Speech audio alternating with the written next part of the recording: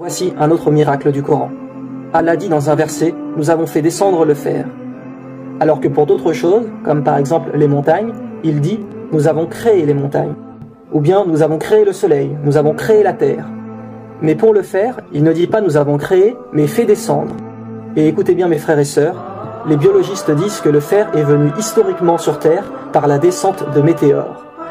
Et Allah dit, chapitre 57, verset 25, nous avons fait descendre le fer, nous avons fait descendre le fer, nous avons fait descendre le fer.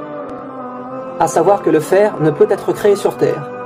Même l'énergie dégagée par le soleil, qui a atteint 386 millions de mégawatts, ne peut former le fer. Alors d'où vient-il?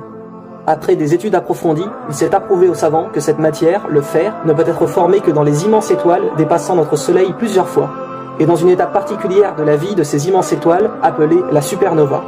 Au moment de l'explosion de ces dernières, la matière s'accumule fortement. Cette fusion nucléaire continue et forme par la suite le fer. Et la Terre contient environ 35,9% de fer de sa masse.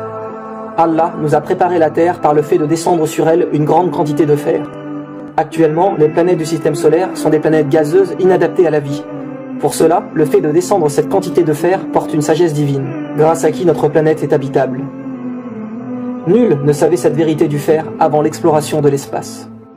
Qui, il y a 1400 ans, pouvait connaître cela et savoir que le fer venait du ciel? La parole humaine n'est pas nécessairement calculée au mot près. Le speech humain ne fait pas attention à utiliser le mot le plus parfait possible. Mais Allah, si. Le Coran est incroyablement précis dans son langage.